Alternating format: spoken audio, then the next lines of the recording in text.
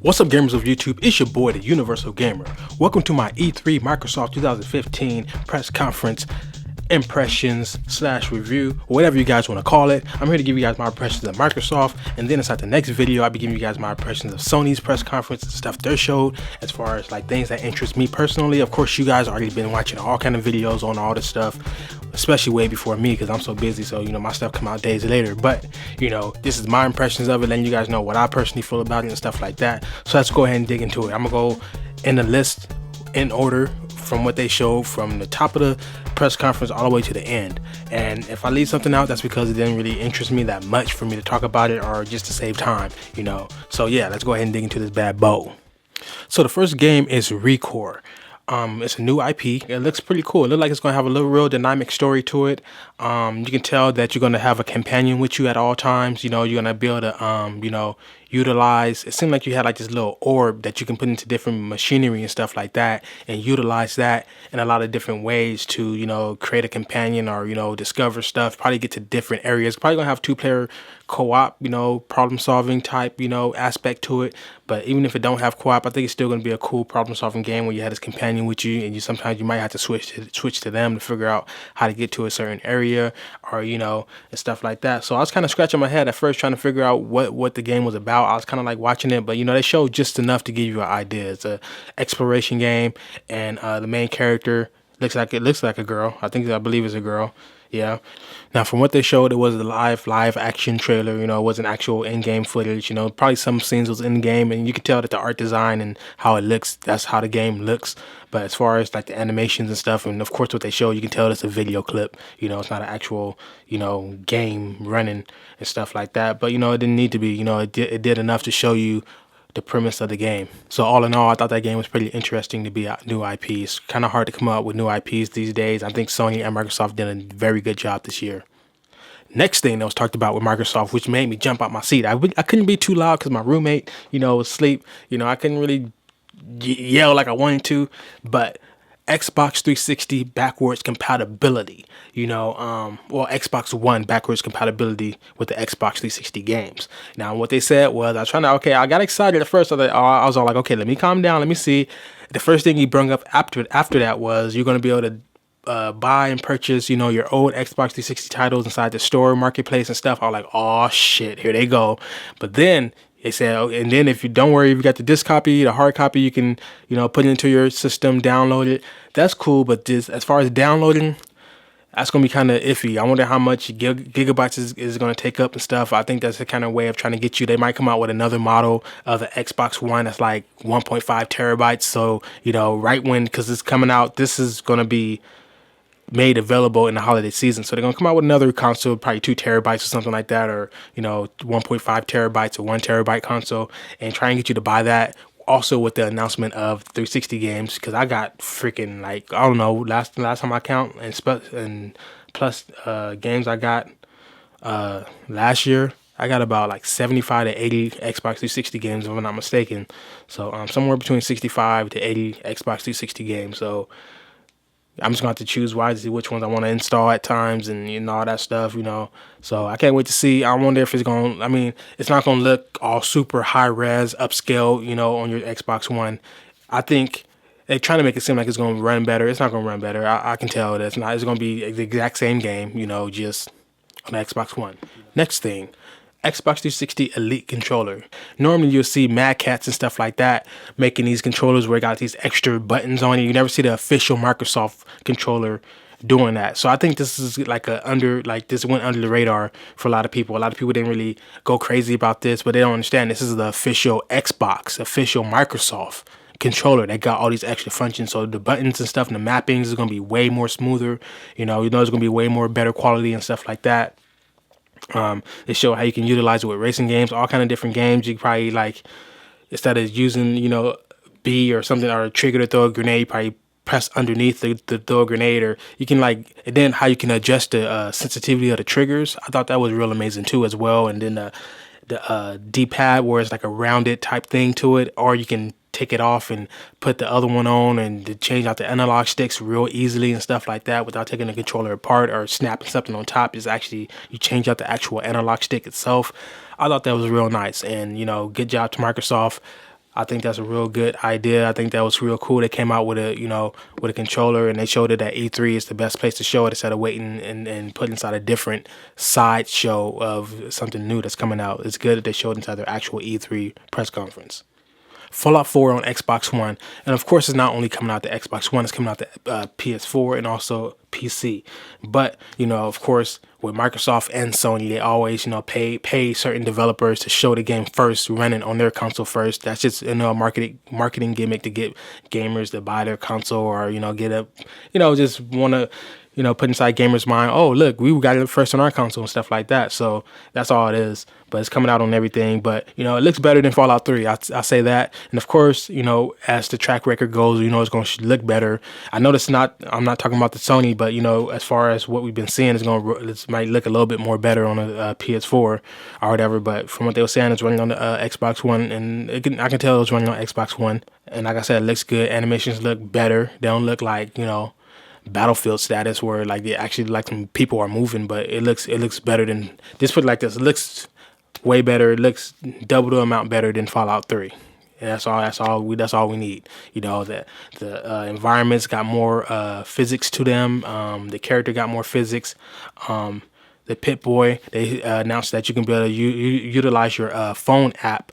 App on your phone and go through your Pip-Boy and stuff like that. I think that's gonna be real amazing. The character has a voice, and it's actually real good voice acting from what I heard, especially from the gameplay that they showed.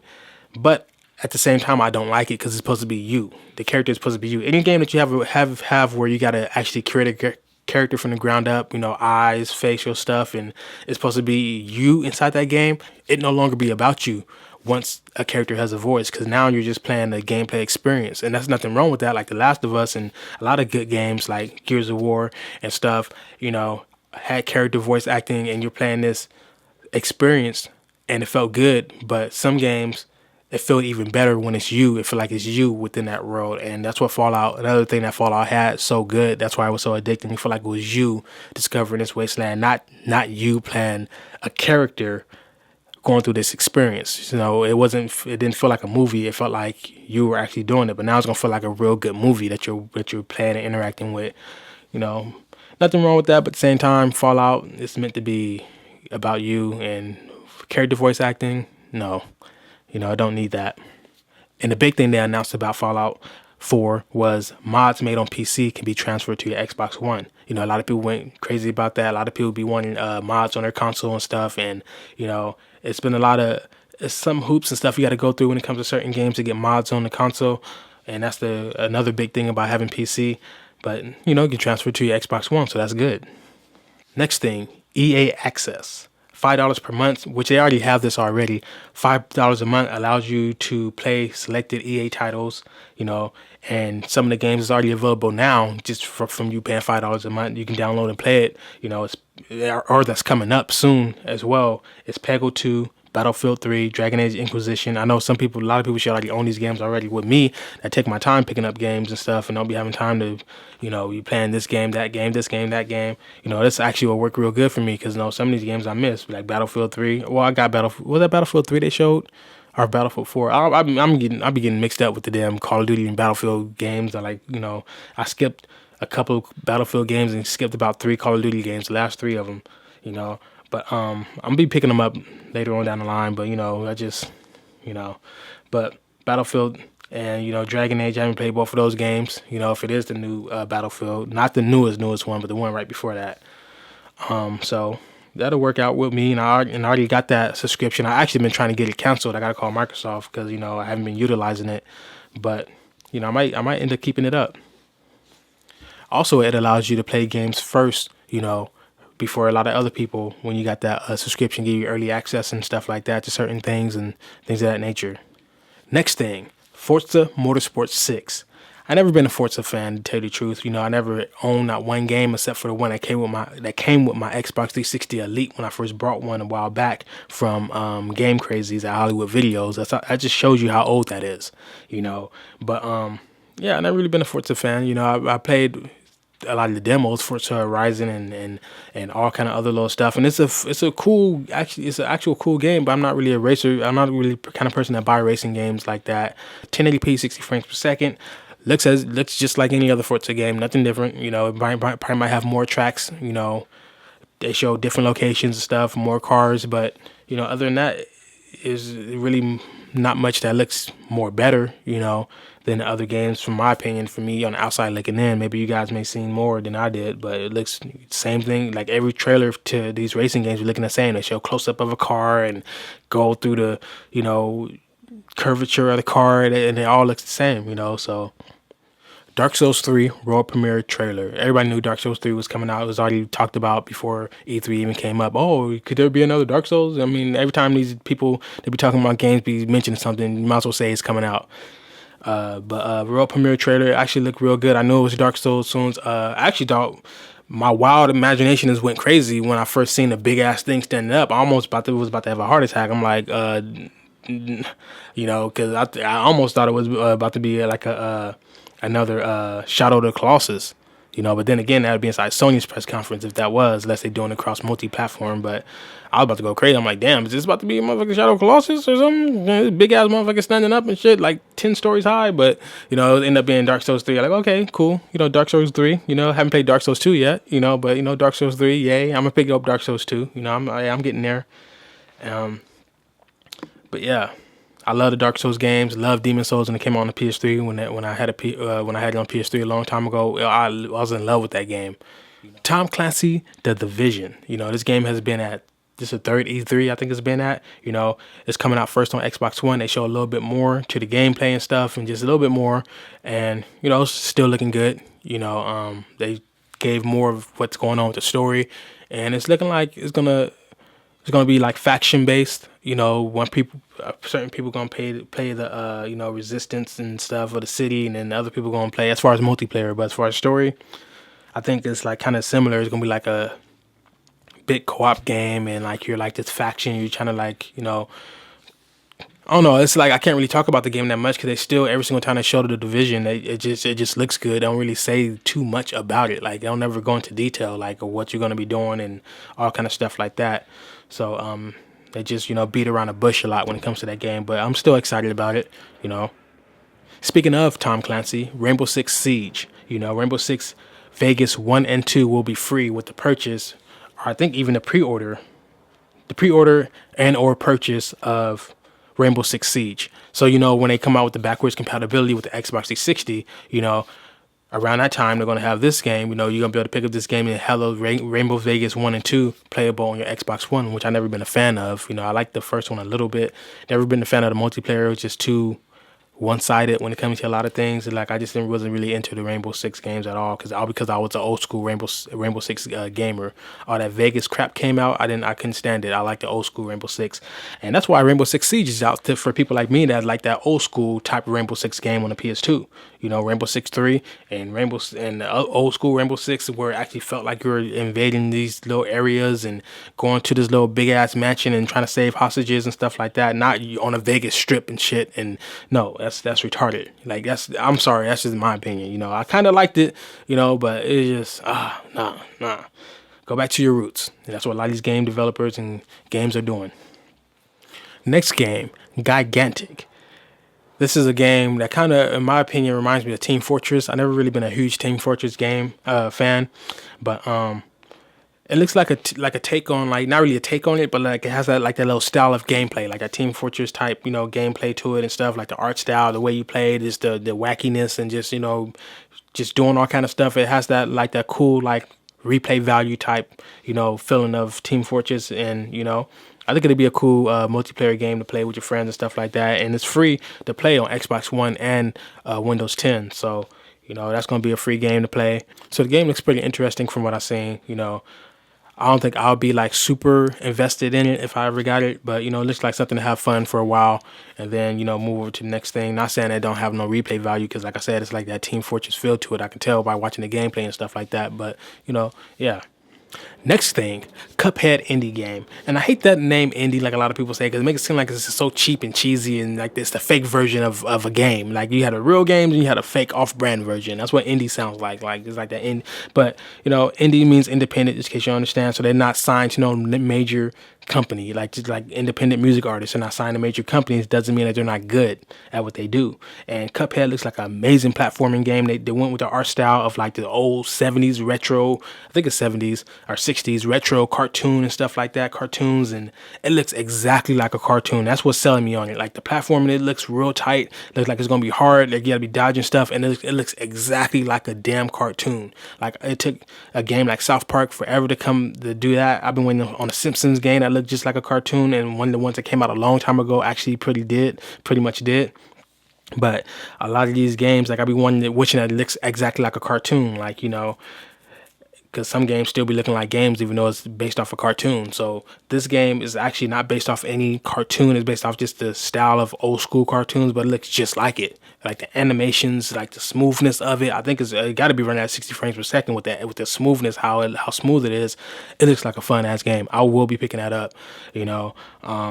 I'm actually getting more excited about it now. I'm talking about it versus me watching it because it actually does look. And I've never been that fan of old cartoons because it's just hard to watch. Kind of depends on what it is, but because the sound was horrible. Those old cartoons. I got a collection of old cartoons, and it's a sound back in the day is a little bit horrible, but it was way good for its time though. But yeah, but to play a game like that, to play a cartoon like that, it's be so much fun because cartoons back in the days used to have so much character to them and stuff. So yeah, Rise of the Tomb Raider Xbox One gameplay. You can tell, like I said, with the other games, it was actually running on the Xbox One. They didn't try and be cheesy and running on PC, but say it's Xbox One. You can tell it's Xbox One because if it was PC, it looked a little bit better. But it did look good though. It looked pretty good. It didn't look bad at all. It looked pretty good. I love all the action. The Tomb Raider, the one that came right before, it had a lot of action inside of it. Some people didn't like it. Me personally, I kind of did. More than kind of did. I actually was deep into it. I was so pissed off that I didn't pick the game up around the time when it first came out. I was listening to certain reviewers talking about, they kind of betrayed the old Lara Croft because, you're shooting guys in the face now with shotguns and I just don't feel realistic. It don't feel like it's Lara Croft. And so I waited for a long ass time to pick the game up and come to find out I love the damn game. Like I love it. Like I wouldn't mind playing it again. I'm thinking about playing it again on my projector, just to have that full scale with that action all inside your face and stuff like that on a full big old 100-inch projected screen. So in glorious HD, sitting like about 6-7 feet away, which is kind of close, and having all these, man, I can't, yeah. So, yeah, I can't wait for that game.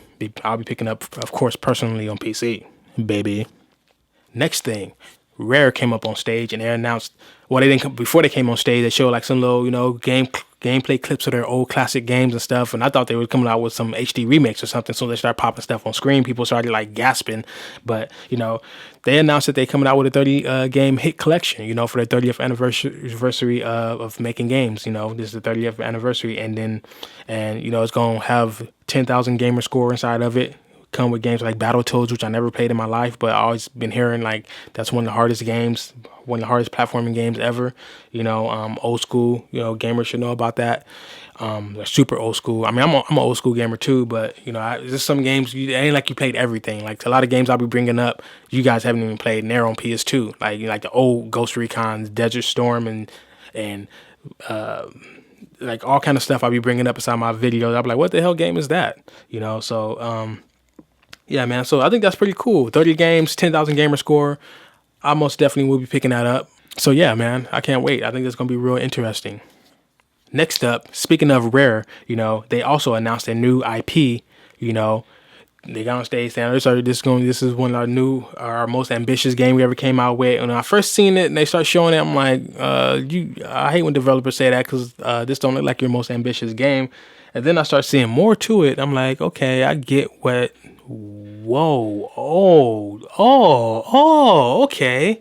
Yeah. So basically, the game is called Sea of Thieves, and as you can see, it's about being inside this multiplayer world, doing ship battles, hunting for treasure, probably robbing another faction, like a clan faction on their ship, like jumping onto their ship and killing everybody and taking all their treasure. And so I can see so much gameplay they can do with this. And I've never seen a game like this in my life. So that's why after watching it and I sat down, I typed down the notes. And then afterwards, that's when I was like, oh, wait, that's tight.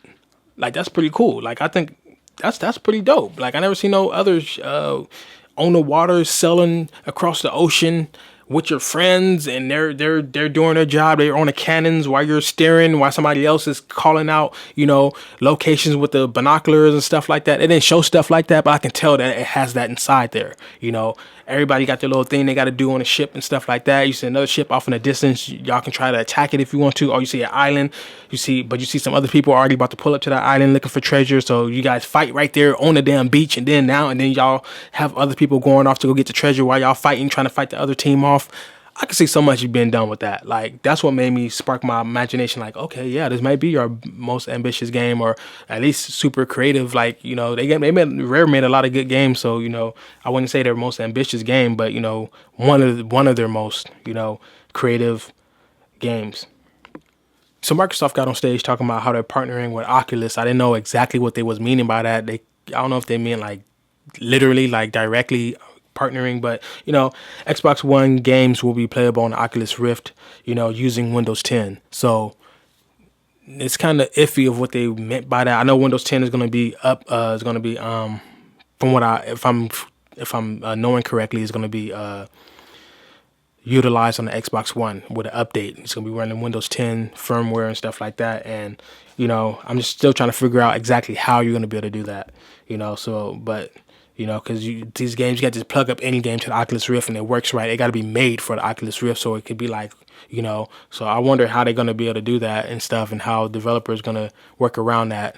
Speaking on the VR topic, they also, right after that, showed the Microsoft HoloLens presentation. Now, the first thing they did was they had the HoloLens and they was looking at just a regular wall, and it made like a little hole in the wall, and you're playing Minecraft, just normal, just projected on your wall. It's not really projected on your wall, it's really inside your VR, but the HoloLens is kind of like the 3DS with the AR cards. Like, you put the AR card down and you can like see the image through your 3DS and stuff coming out of your table, which the 3DS did a very good job at stuff like that. I was amazed when I first was seeing that stuff, but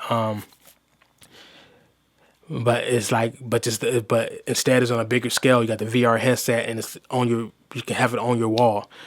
Another thing they did was look at a table and had the game projected coming out of the table. The audience and including myself went wow. And it's funny because I seen something like this when they first were showing the HoloLens. They showed that inside like a video, like Minecraft and stuff, but it looked so fake and unrealistic. But when they showed it on that freaking demo on the stage, and they had the table and it coming out the table, and then the dude pinched and like zoomed in, I'm like, damn, because like a lot of people, if you ever had a 3DS, you know that's what they show was actually how it looks. Like, it actually is that mind blowing. It actually does look like it's coming out the table. Because like I said, with the 3DS and the VR cards, just that little handheld system did a very good job at that and stuff. And little mini games you played, I had the VR card set down on the table, and like little monsters were coming out of my table, and it looked so cool. I had my 3DS moving around, shooting it, and I had it inside 3D, so it was like so amazing. So imagine with the HoloLens, with on your big ass table or something like that, Minecraft right there in front of your face, and you're looking at your friend walk around inside your world, and you're moving their map around, and you can look up underground. That's crazy. I've never been a huge Minecraft fan. I was addicted to it for like a good 3 months, playing nothing but Minecraft, hours and hours and hours. Haven't played it in a very long time, but if I got the HoloLens, I'll be on Minecraft like white on rice, Next up, Gears of War Ultimate Edition. I'm mad they didn't show no gameplay for the remaster/remake of Gears of War 1, but they're completely remastering it.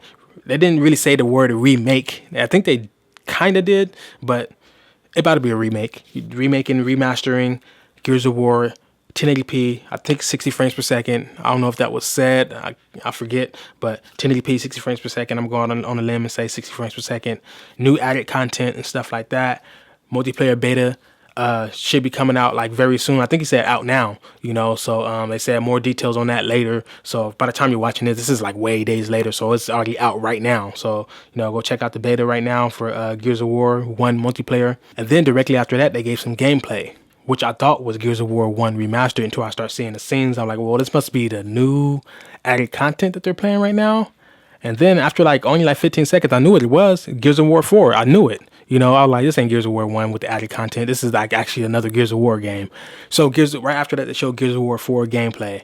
And what I kept telling you guys that I like about the Gears of War, love about Gears of War 1. I just said that inside my Gamers Tube cast, what Gears of War 1 had different from other games. It felt scary. So right inside the gameplay, they showed you walking around in the dark with a flashlight, just walking, and it felt like that Gears of War 1 feeling again. You notice inside Gears of War 1, there were like a few nighttime levels and stuff inside Gears of War 1. How many were there inside Gears of War 2 and 3? Nighttime levels. You know, where you're actually at night and you're like looking around, you're hearing these little sounds and stuff. I don't think none at all. Or like, oh, actually, no, Gears of War 3 did have a couple, you know, but it wasn't like scary. It was like a lot of action and stuff. But this one, more slower pace inside certain areas. You're walking around, looking around, because the first game had slow pace, but it had that fast paced stuff too inside certain scenes. Welcome back to the roots of Gears of War, and that's what Gears of War 4 is going to be. Can't wait. You know, it looks good. It looks completely amazing, dude. Like the graphics look real tight. It looks scary. Like I said again, the voice acting actually was on point. I would say surprisingly, but Gears of War always had some decent voice acting. It wasn't like mind blowing, like freaking, you know, those crazy, you know, like The Walking Dead or Last of Us voice acting, but you know, but it has some, or the Halo voice acting, but you know, it has some real good voice acting. You know, it was real good. So with that said, it's gonna wrap it up for my E3 impressions of Microsoft press conference. Hope you guys enjoyed the video. Give this video a thumbs up. Leave comments down below of what's your favorite thing that Microsoft showed. Your top 3 favorite things that Microsoft showed down inside the comments. Share this with your friends and stuff like that. You know, get me more bigger and more well known. You know, because I am pretty underrated out here. You know what I'm saying? But yeah, man. So it's been your boy, the Universal Gamer. Be looking up for my Sony press conference. If it's not up yet, that means your ass need to subscribe so you can, you know inside your notifications when you get it, when I do have a video up and stuff like that. It's been your boy, the Universal Gamer, and I'm out of this BS Niche. The Universal Gamer. The Universal Gamer. The Universal